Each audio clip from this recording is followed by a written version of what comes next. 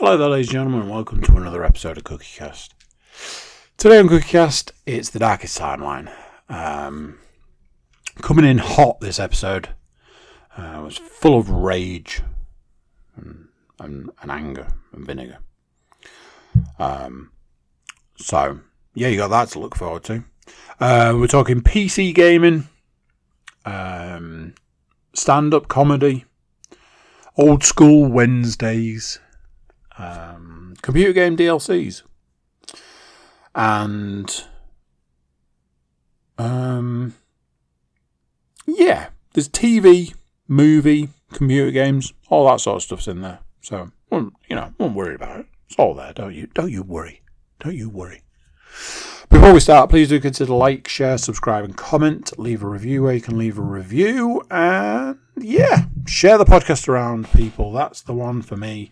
Share the podcast around. Right, let's get started. Here we go. This is CookieCast, the Darkest Timeline.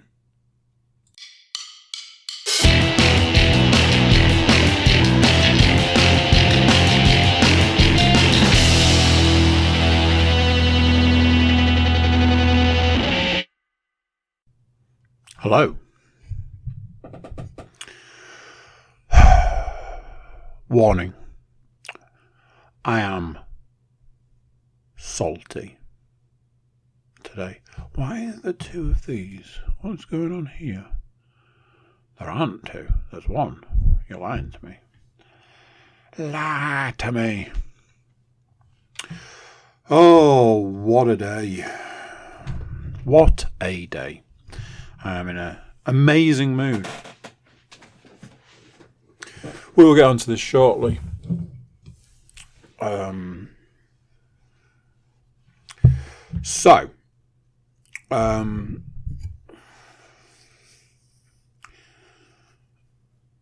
going to talk about a little bit about computer gaming, which is weird because it's right at the start of the podcast. But there's a reason for it. Two reasons. One, don't have a huge amount of computer game stuff to talk about today. And the reason for that is I've been playing a very old game. I say very old, it's like 10 or 12 years old or something. And not much else. So, there's that. I'm talk about computer games across the generations. PC gaming. Now, PC gaming is a conversation that I would never entertain having because I've never been a PC gamer. The absolute peak of my PC gaming was StarCraft. I used to love StarCraft. I play it every Christmas. There's like some sort of weird tradition. And I've played it on a variety of different machines. When it was that kind of thing where you were able to get it to run on a laptop, stuff like that. I had a brief time playing Half-Life. A friend of mine was in the process of moving, and to make moving his PC easier, he brought it to mine and left it at mine and was like, hey, why don't you play Half-Life while you've got it? I was like, okay. So there was that. And that's... I'm just trying to switch a plug over. That has largely been that as far as PC games are concerned. And I could go into a variety of other things. But there's a little point. So, going a little ways back, got into a conversation with a friend. And this friend was trying to convince me PC gaming was the way forward. Now, what I didn't realise then, which I realise now, was I was basically stood at a crossroads. Down one route was PC gaming, down the other route was console gaming. And as we all know, Never the two shall mix. You basically decide on your camp, and that's you. That's you done. You are a ex-gamer. So a friend of mine was like, PC gaming is the future. This is the way to go. The graphics are amazing. The gameplay is brilliant. Blah, blah, blah, blah, blah. And I was like, okay, I had early issues with using a mouse and keyboard. I could do it because I had to. You got to bear in mind that this was the 90s. It's not like we had an abundance of games, very much like nowadays. And it was basically one of those things where it's like, this is all you've got. So you either get used to it or, tough. And like I say, there was the NES. I played on a NES at the time, but we were basically coming into the generation of the Super Nintendo and the Mega Drive. Wow, that was tough to come up. And we'd had the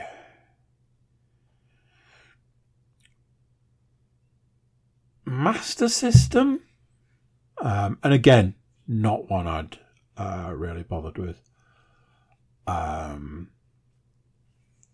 So,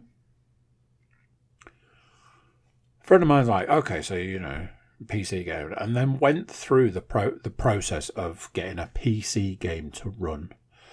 And honestly, I was just like, why would you do that? Why would you take a game that essentially doesn't work? The game does not work. And then it's like a puzzle where you have to take the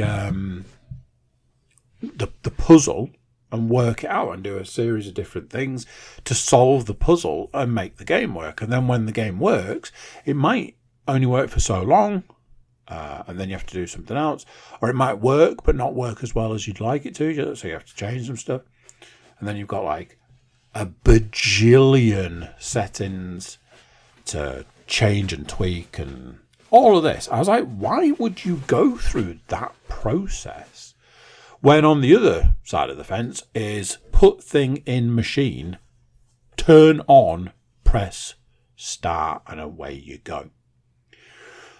And they tried to tell me that was all part of the fun. It was part of the experience. And I was in that camp of, it doesn't sound fun to me. And, as it was, Super Mario Brothers 3, Street Fighter 2, Earthworm Jim, Killer Instinct, and all that sort of stuff. Later, I was a console gamer. And I remember that time, that crossroads, that wondering and pondering and thinking about, how things might have gone differently. I remember I had a book. I don't know if it came with the Commodore 64, but I had a book where you could program the Commodore 64 to do stuff. And ultimately, I think for like an hour's worth of coding, which was just literally copying it out of the book, you could make the sound of a baby crying. And I remember showing my mother and being like, look, this is what I've achieved. And I think both of us were a bit like, I'm not sure it was worth it.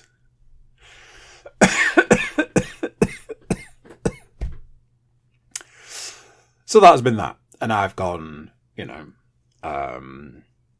Nintendo, PlayStation 1, PlayStation 2, PlayStation... Xbox, what was it referred to now? Xbox Original, Xbox 360, PS3, PS4, Xbox One, PS5, Quest 1, Quest 2, Quest 3.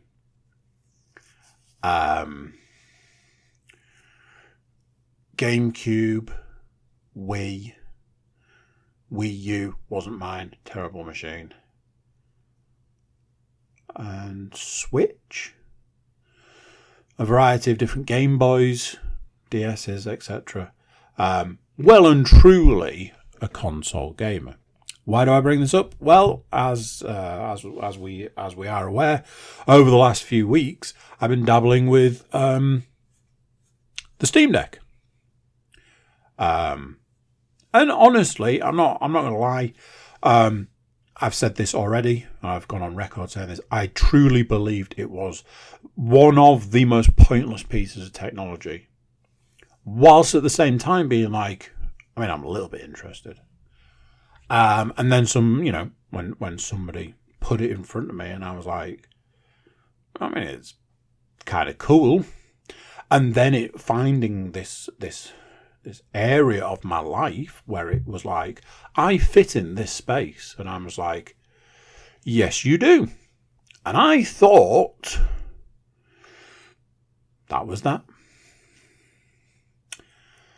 Over the course of the last week, I've been reminded that ultimately the Steam Deck is a portable PC. It's a PC with a built-in screen and a built-in set of variety of different controls, but ultimately it is a PC.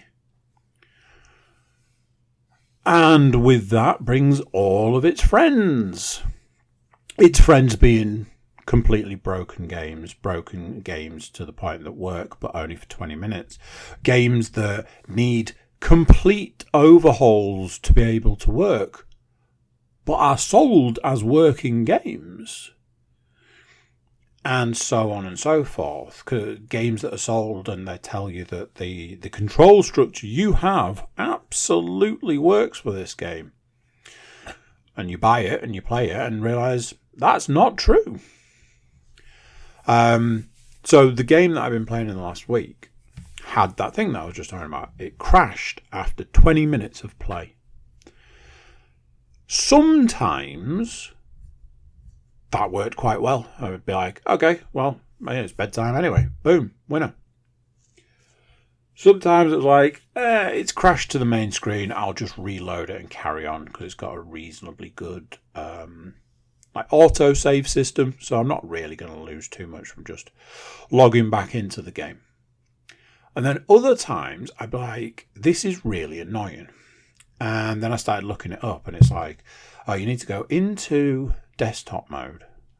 And straight away I'm like, no. And then it's like, oh, and you need to go into this file and then into this text document. And then you need to overtype this, and this with this, and this. Make sure you save it beforehand in case it all goes wrong. And I'm like, I don't want to do any of this. And then I stumbled across a YouTube video where somebody said that they'd absolutely fixed the problem and it didn't require all of the other fixes that people were saying it did. You could just put a line of code into a particular part of the Steam menu and that solved the problem. And I was like, I'm a little bit more comfortable doing that, especially because the line of code's there in front of me and I can just basically copy it word for word. A little more comfortable doing that because I know if it doesn't work, if it breaks the game, I can A, just delete that line, and B, if it really breaks it, uninstall it and reinstall it. Job done. Rolled the dice in the end because I got a little bit sick of it. And touch wood, it worked. And I was like, cool. But I really wish I hadn't had to do all of that. I must have Googled several hours worth to find that fix. And I'm like, I just want to play the game. So, yeah.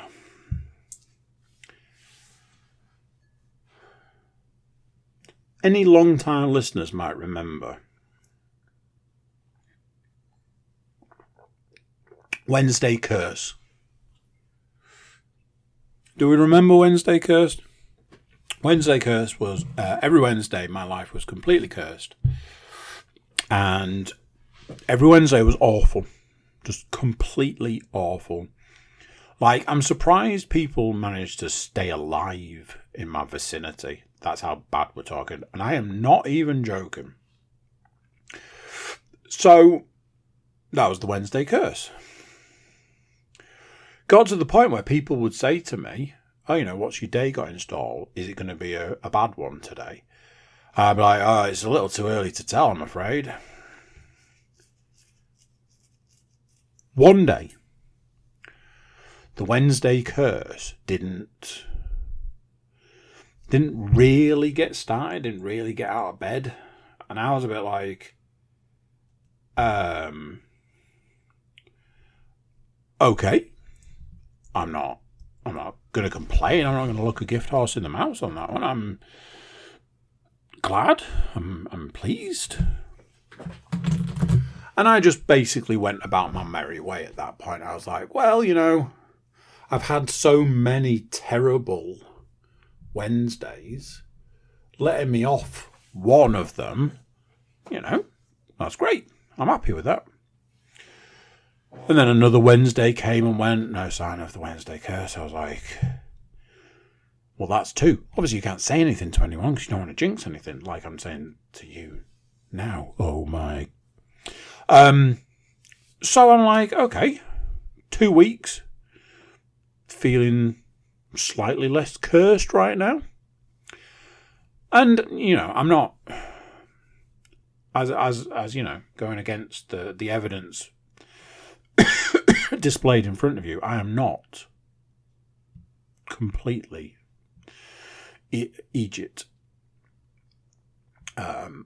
So I understand that I physically changed my Wednesdays to try and make it so that they weren't awful. So, there's that. So I got through a few Wednesdays and I was like, maybe it's past. Maybe I've hit the nail on the head with the way I've changed the day, and maybe that's all it was. I just needed, changes as good as the rest and all that.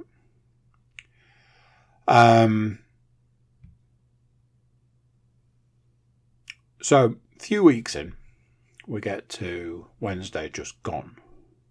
And I'm like, okay, gonna go and do what we've been doing the last few weeks. It seems to work reasonably well. Nobody, like I say, nobody dies. Nobody comes even close to dying. It works. I get to do what I want to do. My son gets to do what he wants to do. We both get to do what we want to do. Everyone's winning. And that's that. So, gets to about halfway through the day.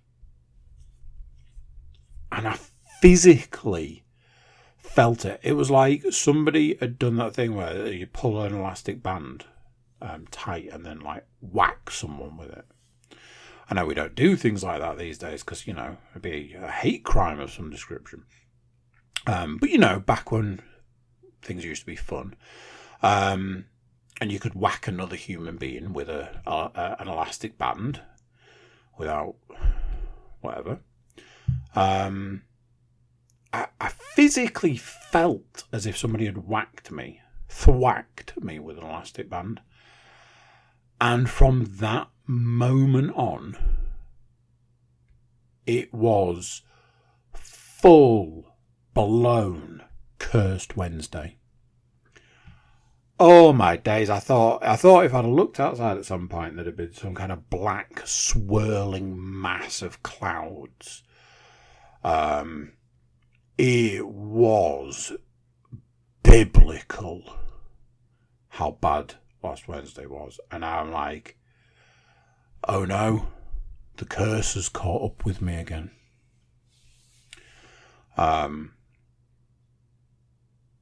So yeah, not an amazing time. I watched some I watched some classic old school stand-up. Now, I know what you're thinking. Oh, a little bit of Richard Pryor, a little bit of George Carlin, Eddie Murphy, a bit of even early Chris Rock, Bill Hicks, possibly. No, I watched some stand-up, which I realised at the time was from 2019. And I was like, 2019 feels simultaneously like a really, really long time ago and not all that long ago. You know, like when somebody says the 90s and you go, well, that was only 30 years ago. But some old school stand-up, if you like. Saturday night, all the kids are in bed. I think Leanne was in bed by the time I sat down to enjoy my evening. And I was like, I need something to put on. And in those situations, I have the tendency to do that thing where you watch the little intro clip things for Netflix shows.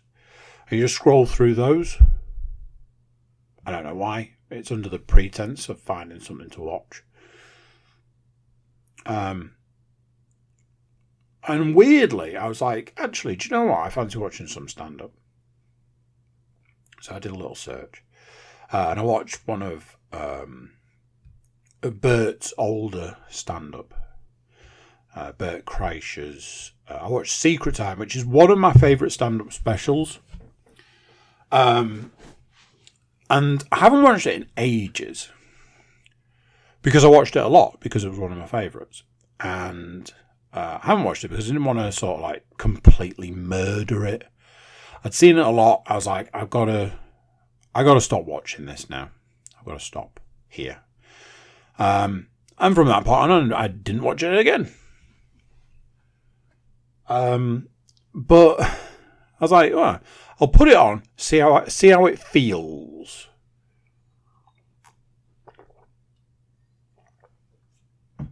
See how we get on. And if it's just too much, then I can turn it off and put something else on. As it was, I managed to watch it all the way through, and I thoroughly enjoyed it. Something strange happened, which I don't know quite how comfortable I feel revealing. I'll say this. It was a strangely emotional experience, and I'll just probably leave that there. And then I went on to watch another stand-up special. I watched Bill Burr at Red Rocks, which I believe is Bill Burr's best stand-up special. It's absolutely phenomenal. The only thing about it is that it was set at a particular point in time. It was right at that end, not end, but that point of the pandemic where people were allowed out. And then we were starting to sort through the dust was kind of settling and sorting through like what it all meant, sort of thing. And by the end of these like two experiences, I was like, honestly, stand up, man. Outside of like my children and like a couple of other things, stand-up comedy is my absolute favourite thing.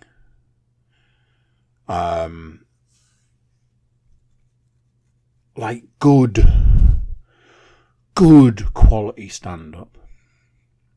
And it's weird, like there are certain stand-up specials that I put on at particular points in time, and I'm like, today might be the day.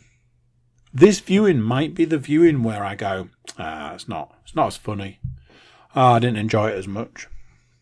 The one that I always worry about is Richard Pryor's Live from the Sunset Strip. I watch every Christmas when I'm wrapping my gifts. That's my Christmas tradition. And And every year I'm like, maybe this will be the year where I put it on, and I'm like, it's no good. And I've been doing it for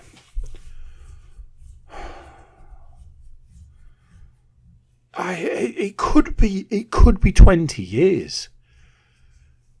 And by the time I get to the end of it, I've usually finished wrapping all my Christmas presents.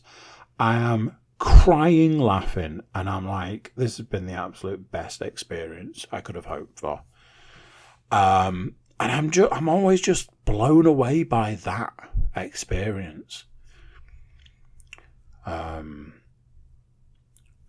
So yeah, I had a jolly good time Saturday night. I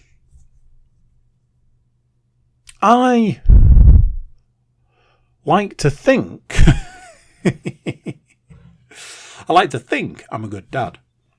And there's like 2 or 3 different sides to that. There's the side of me that knows that is a joke. There is the side of me that knows that,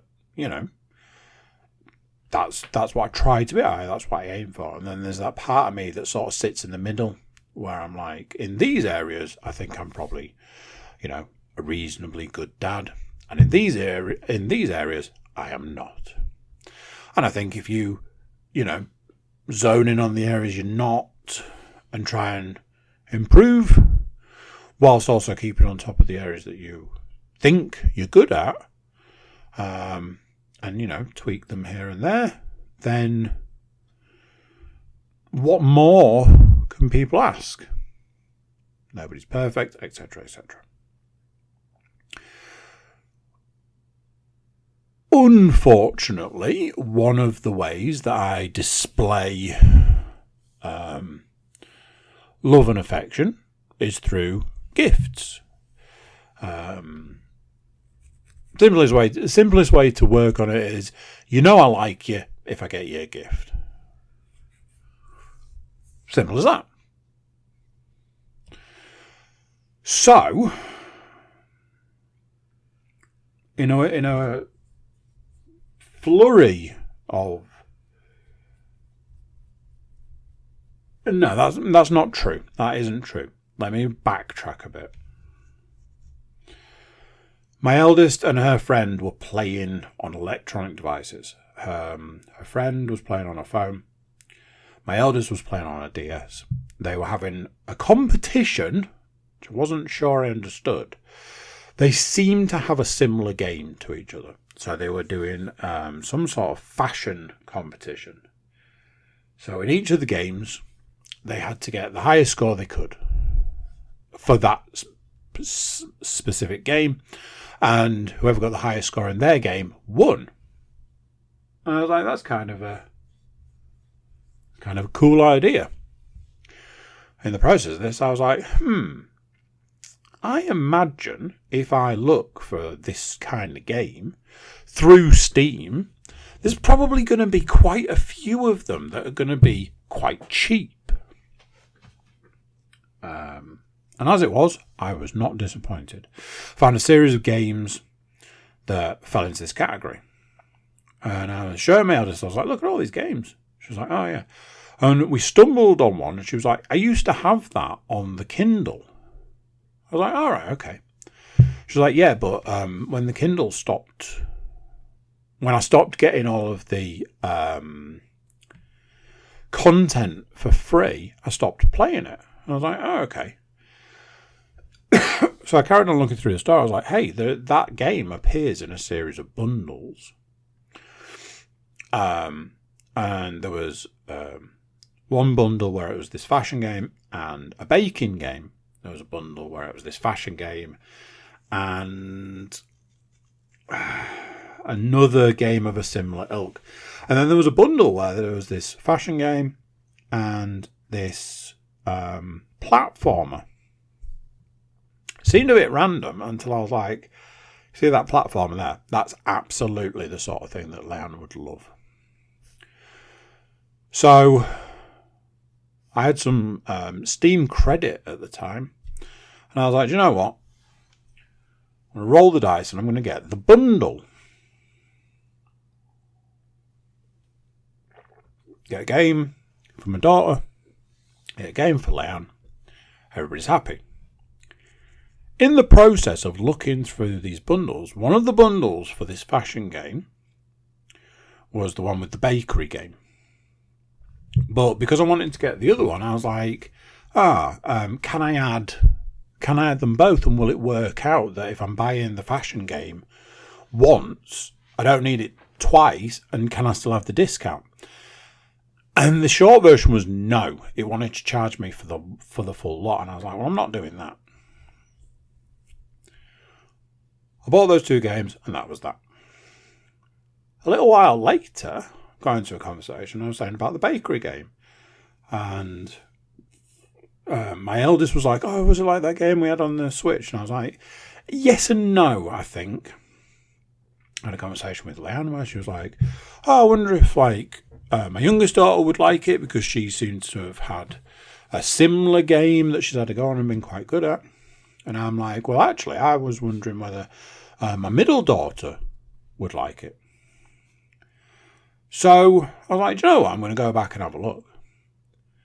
So it did this thing where I was like, oh, you own one of the games in this bundle, so you can have this game for half price. And it should have been like £7 or something. And it was like, you can have it for like $3.50 or whatever. I was like, cool. When I was looking at that game, there was a bundle that you could get all the DLCs. And I was like, well, let's not get silly here. Let's just get the game. So I buy this bakery game, and I said to my middle daughter, I bought a game that I'd like you to have a go on and see if you like it. And everybody can have a try and basically see who it lands with. Like, one of them's going to be like, I love that game, can I play that game? So that's what happened. So they start playing the game. Very shortly after they start playing the game, I'm hearing this noise. Oh, where is it? Oh, I'm like, what's the problem? Well, the game wants us to do this. Right. But we don't have 2 of the things. Let me have a look. So I have a look, and I'm like, well, you're in the wrong section. That's why you don't have those items. You're in the wrong section. So I go through the section, and I'm like, oh. Because that's not all there is to it. Not only were they in the wrong section, they were in a section where the items were needed, that they needed, and those were locked. And the reason they were locked was because they were part of the DLCs. So I'm like, hang on, the game wants you to build a cake. You can make the cake, but you can't put any of the toppers on the cake because those are part of the DLC, which you don't own. Yeah. Okay. I was like, well, can you just say, I'm finished making my cake and see what happens? They're like, I guess so. Press the buttons, finish. You give the cake to the customer, and the customer's like, oh, I asked for these 3 things. A cake with these 2 toppers on. You gave me a cake. I am unhappy. So I will pay you for your work, but not give you all the money. And they're like, oh, we didn't get all the money. Like, okay. Few more games of this, and every single time they're asked to make one of these cakes, it wants them to have the things that they don't have. And I get tired of hearing, I can't, why haven't they got, why haven't we got, and I was like, give me the thing. So I go into the store, I purchase the DLCs. Now here's the thing. The game was originally something like £7 or £8, because we owned another game in a bundle. We got it for half price. However, the game we bought was essentially a third of a game because there were 2 DLCs. You go in to buy the bundle that's got the DLCs and it says, oh, we recognise you've got the game, so you can have the DLCs cheaper. You can have them for £4. I turned around and I was like, hang on a minute. This game was like £7, £8 full price. That's how much I've given them for what is essentially the full game. Oh, well, the children are happy they can make their cakes with all the toppings. And I'm like, I think that's really unethical. If it says, oh, I want you to make a cake and I want it to have this kind of frosting and this kind of decoration and this kind of topper and all of that's included in the game, that's fine. That's great. That's wonderful. If it then said, oh, but you can make it even more special if you had the DLC and you had this topper, which is like a super duper topper, you could then say, well, I don't have the DLC and I can finish the cake as it is, so I don't need to worry about it.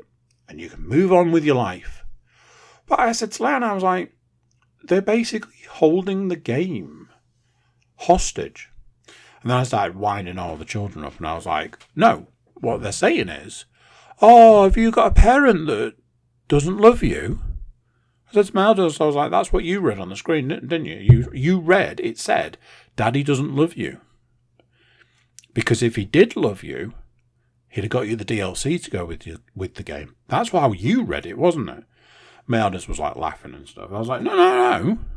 That's what it said. At least that's how I read it. So yes, in saving all the money that I was saving on these bundles and these games, I actually ended up spending more money on it.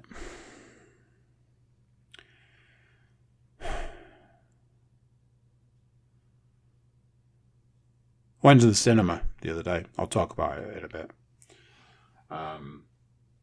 Do we remember the incident about me not speaking up at the cinema?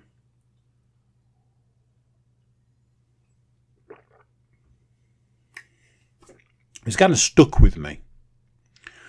Because ultimately I got shafted by myself because I didn't speak up. I could have said, hang on a minute, you're charging me too much when I know that there are cheaper options available, and I don't want to sit with a load of people when there's an option to not. So can I pick where I sit, and can you charge me less, please?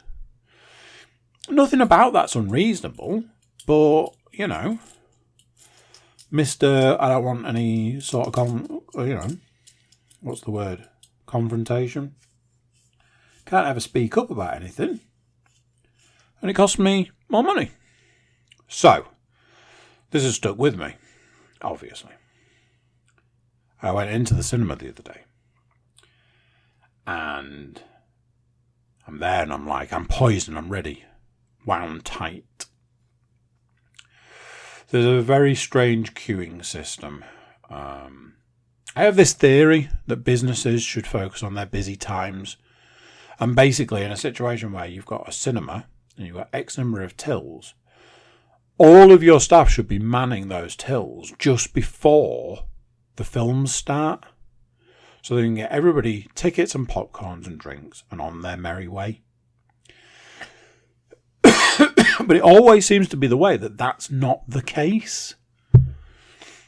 So I spent far too long queuing for a movie. Get to the front, I'm like, I want to go and see, I'd like some tickets to see Garfield, please. The guy's like, the 2 o'clock showing. I was like, 2 o'clock? No, I'm here for the showing that is now. I mean, it was, we would have been early if we hadn't been queuing for the last 15 minutes. So it's probably started by now. He was like, yeah, that show's not available. It's probably sold out or something. And the whole time I'm like, okay, remember what happened last time. Now, part of me knew full well that the showing hadn't sold out because I was monitoring the tickets on the app. So I was like, are you sure that showing has sold out? Because I've literally just checked to see that there are tickets available, and there were. As the point in time I'm saying this, the guy goes, oh, actually, no, I'm sorry. It was just on a different screen. Now, I'm like, that's one of those. It could have been a little column A, could have been a little column B, but we'll leave it there. We don't know for sure. I was like, cool. So then he starts putting the tickets through and he starts putting the voucher through. And I'm waiting and I'm ready and I'm going to say to him, is it an option to pick the seats? Because I had my eye on a few. As it was, he was like, oh, where would you like to sit? And he'd already put the ticket prices through, which I thought was interesting. So I was like, I'd like these 4 seats here, please. Now, my thinking here was, we're in a big screen, so we're going to be able to see from anywhere. They were at the back, but they were still the cheaper seats. So I was like, winning. Side note, in hindsight, sitting right at the back in a cinema where the screen is supposed to be a certain size, but turns out not to be, not ideal. Makes it feel a little small. So I picked the seats. Picking those seats reduced the cost, and I'm pretty sure they let me off some money because the guy just basically shoved a load of tickets in my hand and went, there you go. And I walked away. And we went to see Garfield, and I'll tell you what that was like in a bit. 2 things from today. This is one of the interesting things about podcasting and writing a list and things like that. Things happen all the time. In my rock and roll life, all the time. Anyway. So, 2 things happened today. 1, I got a text message. I'm going to read some of it to you. It goes a little something like this. Dear Andrew, we would like to invite you for an asthma clinic review. This is a text message from my doctor. Now, I get these all the time. I don't know how noticeable it is. I've been coughing a little bit. My chest has been quite bad recently, and it's all because of hay fever, and I can't seem to get my hay fever medication right. I'm actually starting to think that the hay fever medication is not working, and it affects my asthma. So when I saw we'd like to invite you for an asthma review, I was like, cool. This is provided by the... I've taken the name out because this is provided by the name missing clinic. Well, that's interesting because they're not my doctor. The name removed service is delivered by... it's delivered by an independent company called Name Removed, and is paid and provided for by Name Removed. Name Removed again is a pharmaceutical company. Then it goes on to say, please bring your medication with you for your review. By booking the appointment, this confirms that you accept the following privacy statement that can be accessed by following the link. And then it says it's from my doctor. Immediately, having received this message and read it and gone, you have got to be fucking kidding me, I receive another message from my doctor. Dear Andrew, to book your face-to-face asthma review in the name removed clinic, use the link below. The link expires in 7 days. Did anybody else pick up on all of the things that are involved in those 2 messages? Let's review, shall we? So, booking at a clinic that is not my doctor's. Why am I having an asthma review somewhere that's not my doctor? This service is delivered by an independent company, as in a private company, and is paid for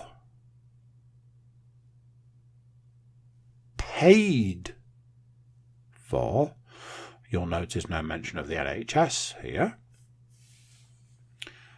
by a pharmaceutical company. You know, all those super ethical companies, all those pharmaceutical companies. Please make sure you bring your medicine with you, because presumably they're going to tell you that your medicine's no good and you need to get other medicine, which will cost a lot more money. And obviously don't forget to throw away any right you have at the end by accepting whatever horseshit privacy statement they've got, which will no doubt be something along the lines of, the company who's running this is an American company, and you will give all of your data to them, and they will sell that data to every single person on the face of this planet. And here's the kicker. The next message is where they get you hooked and they reel you in, because it says to book your face-to-face asthma review. How many people are going to receive that message and go, wait, you mean I can see a medical professional in person? Sign me up. Obviously, they put a time limit on it. Time's going to run out if you don't accept this straight away. This is how it starts, people. This is the beginning of the privatisation of the NHS. I believe the beginning was a while ago. It's things like this. It's the small things where, people with asthma don't matter. If there was a few less of them, that would be great. We're already getting absolutely destroyed by the chemist when we have to go and pick up prescriptions. I had to basically beg the doctors to increase my prescription back to what they'd reduced it from previously, and basically said to them, you are bankrupting me. I need more inhalers. When I go and get my inhalers, you are crippling me, financially crippling me. So yeah, that was an absolute joy to receive. I, by the way, in case you're wondering, will not be going to that. If I am at any point in time contacted by my doctor and they ask me about it, I will say the only person that should be doing an asthma review for me is a doctor or a nurse from my doctors. Outside of that, do not contact me with this horseshit again. Ever.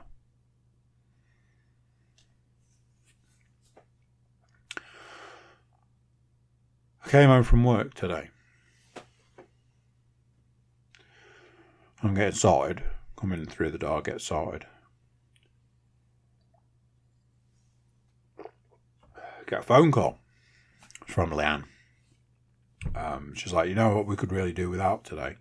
I'm like, what's that? She's like, your son's put his teeth through his lip and he needs to go to A&E. I was like, all right, that's interesting. How's he managed to do that? He's fallen and he's banged his chin and he's put his teeth through his lip. Okay, so how do we sort this one out? So between us, we worked out that I would need to go and collect him, take him to her, and she would take him to the hospital.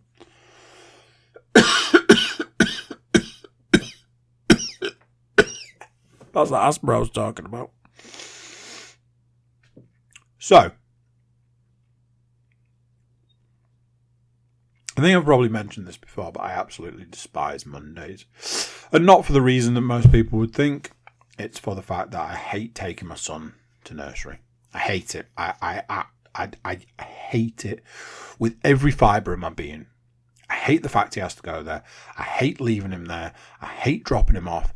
I hate everything about it. Everything about it. I could go into so much more on this subject, but we'd be here till Christmas. So I'm pretty sure I've made my opinions known at this point. Go back and listen to previous podcasts. I go and collect him. And I go in and they're like, oh, the manager has got hold of him, carrying him around. And I look at him and he looks like he's been... Well, I later referred to it as he looked like he'd been at Fight Club. And I'm not just meaning the fact that he's put his teeth through his lip. No. I'm talking about all the other injuries he's got, because he's covered in them.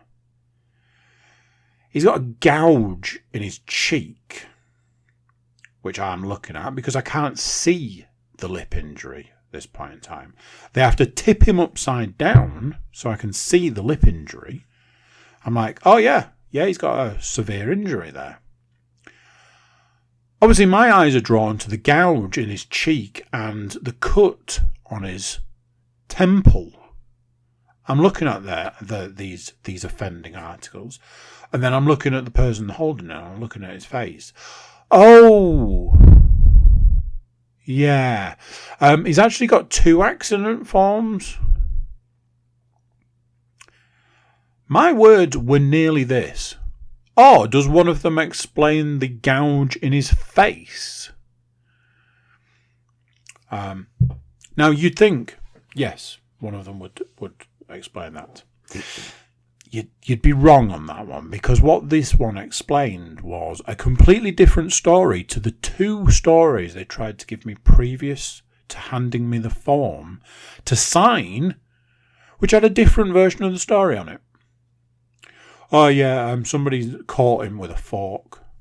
I'm looking at his face like, I'd say it was a fingernail if you pressed me on it, but you're saying it's a fork. What kind of fork are we talking about here? Oh, a plastic fork. Oh.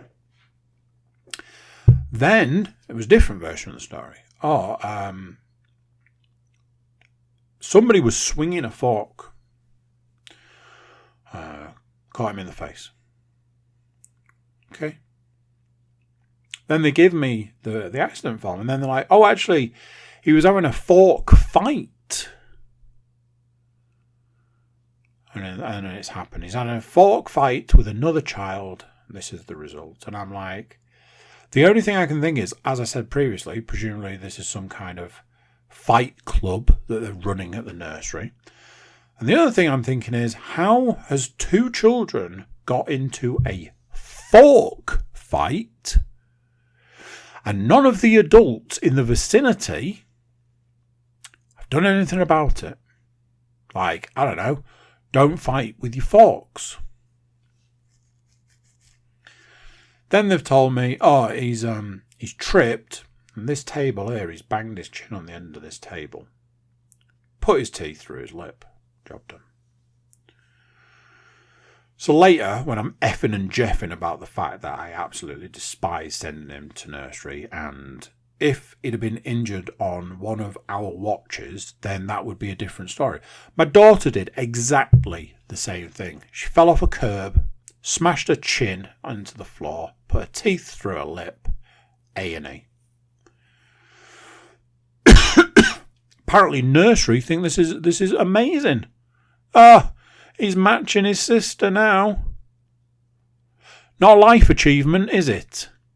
No, it's a story he's going to have to tell for the rest of his life, because he is now going to be scarred from this incident. So, talking to Leanne about the child-related fight club they're clearly running at nursery. And she was like, oh, by the way, The accident form says that he did it in a completely different way to what they've told you. I just lost it. I was like, oh, what? Like the 3 different stories they gave me with inside of 2 minutes about the gouge on his face. Obviously, I was also supposed to ignore the cut on his head. I'm like, what? I was like, in a situation where if I thought that if I emailed them, I'd get through to somebody other than the person that I dealt with today, I would absolutely be emailing them and saying, look, I understand how it goes. Kids get hurt. My kids get hurt a lot. I think my youngest daughter is working towards having one of her legs amputated because she's fallen over 3 times in the last week and hurt the same leg. Honestly, I'm like, I think we just cut it off now and be done with it. If I thought I could get through to somebody else and be like, look, I get it. Kids get hurt. My kids get hurt. I see it happen daily. I get it. But, number one, maybe get your story straight before you start just spouting garbage at me. Number 2, one of your versions of the story in the teeth incident, completely understandable. Completely understandable. The other version of your story is completely unacceptable. So which is it? Honestly, if I had any other choice, at this point in time, I might go and look for a local, wild dog posse and ask them what their daily rate is for childcare. Because, let's face it, at this point in time, is he going to be any worse off? I fucking hate it. Here, take my pride and joy. And if at some point in the next 9 hours you could maybe cast an eye over him, that'd be great. But don't forget to be closed all the time, but remind me that you're charging me for the pleasure.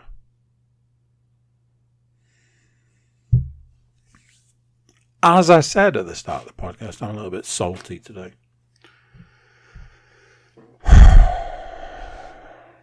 Maybe I should go around and, accidentally trip over and smash my head into one of their BMWs.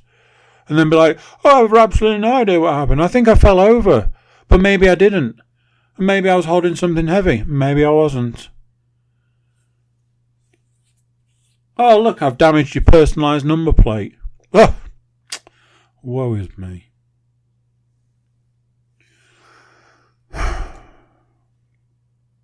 Anyway.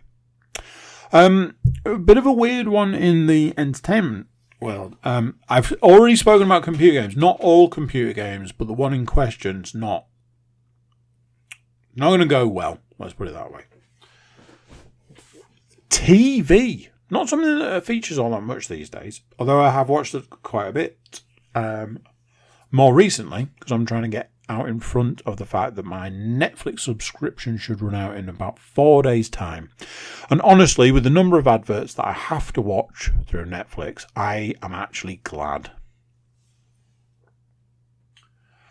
So, I got back to watching The Gentleman.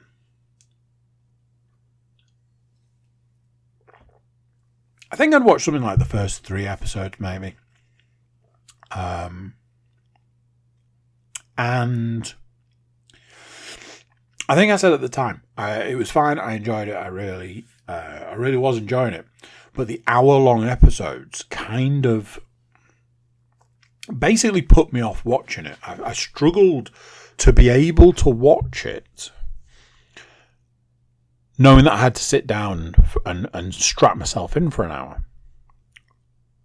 So I found a cunning and interesting way round it. Basically, just started watching the episodes on the treadmill. Winner.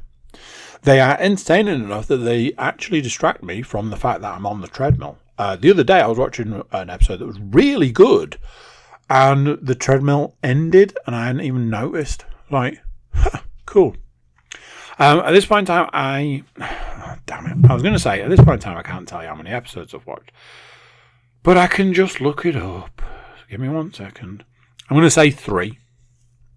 I should have made a note, and I didn't. So it's my own fault. I have started episode 6. And if I'd watched 3, then I've watched 2. Maybe I'd only watched 2. The short versions, I feel like I've watched 3 episodes. So there we go. There's an episode very much in the Snatch vein because it's with travellers. That has been hands down the best episode so far. Very, very enjoyable episode. Like I say, very much in the Snatch vein. So a lot of fun, that one. And yeah, it's a good, solid program. Definitely recommend it. As previously mentioned, went to the cinema to see the latest Garfield movie. Trailer looked fine. Kids wanted to see it. Away we go. A little bit of a twist in this one. They've softened Garfield. I'm not entirely sure at which point somebody decided that Chris Pratt should be the person that voices all animated characters these days. But Chris Pratt is the voice of Garfield. And Samuel L. Jackson does a voice. As well as Snoop Dogg appears at one point. Which is very good. They've softened Garfield. Garfield to me was always an asshole in basically every way. And I feel like they've very much softened those edges. Now it's more like he allows people to do things for him. He allows Odie to do stuff for him. He allows John these things. And that kind of softens that kind of element of that he's just an asshole. But then there's this element of they're like, right, okay, we're doing a Garfield movie. Okay. So what's it about? I don't think we're going to get 90 minutes out of Garfield not eating lasagna. Because lasagna was like a side dish in it. He seemed to eat more pizza than lasagna. And that felt weird to me. So far into this film, I was like, you know something? This isn't for me. We have been to see a variety of films. We've been to a couple recently. Wonka and If. Fantastic. Those films really gripped me and I really enjoyed them. I was there. I was along for the ride. Some of these animated films we go and see don't really grab me. And I'm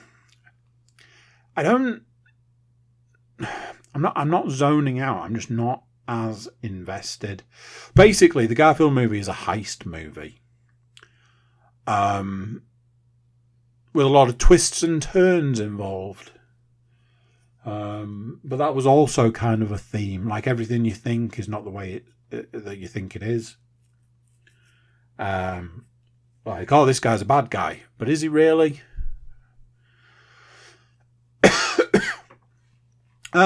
It was fine. Kids enjoyed it. A very good cast. So there was that. I would say if you have... Basically, I took 3 children ranging from, an age to... there was...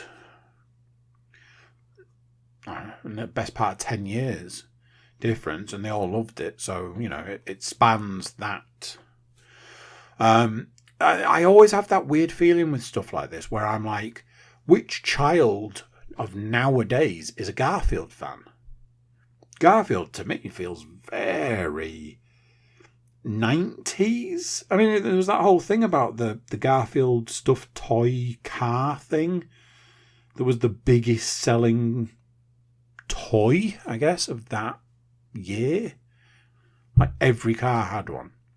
So much so that they did a joke in the film about that thing. Outside of that, it's just... I don't know where these filmmakers think these audiences are getting their input. Like, I don't think any of my children knew who Garfield was. No jokes. It was fine. I would say certainly not as strong as a couple of the outings we've had. Not the worst film we've ever seen. Simple as that. Finally, computer games. I've been playing a lot of Steam Deck stuff, but nothing to write home about, i.e. old games. I finished Half-Life Alyx for the bajillionth time. Needed something to play. The game I wanted to play does not work. Don't know why. Can't get it to work. So I was like, okay, well, I've got a list of games here of things that I've either started and not finished or not really played. So I should just do one of those. One of the games in question was Batman Arkham VR. Previously played this game on the Quest 1 just before my PC VR gaming gave up the ghost? Stopped working. And when I played it, it played like a bag of ass. It looked garbage. It was really stuttery. Unplayable to a point, and that was basically that. I was like, let's give this a whirl. I put it on. One thing that had changed was it played a lot better. One thing that hadn't changed was it looks like crap. It looks terrible. I was like, this? Really? It's nice to hear Kevin Conroy's voice. So that was a big upside. Big downside is that it's more of a gaming experience rather than a game. And it is very short. Because of that, it is very much like you've got like a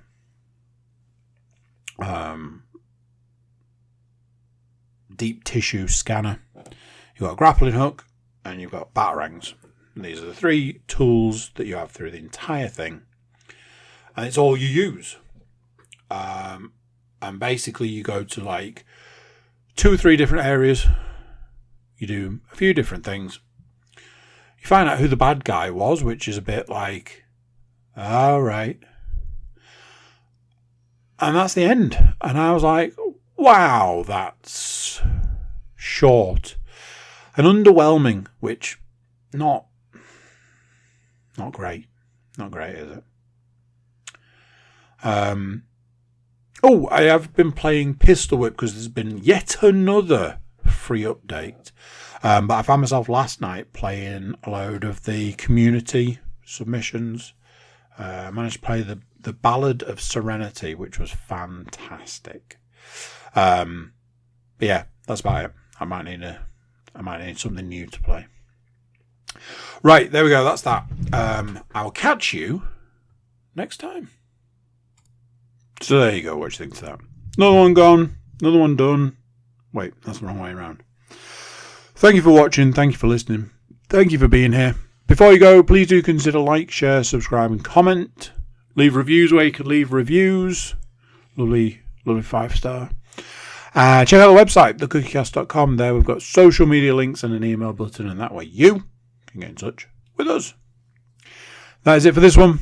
Until next time, I'm going to say bye, and I'll see you then. Thanks for listening to this episode of Cookie Cast.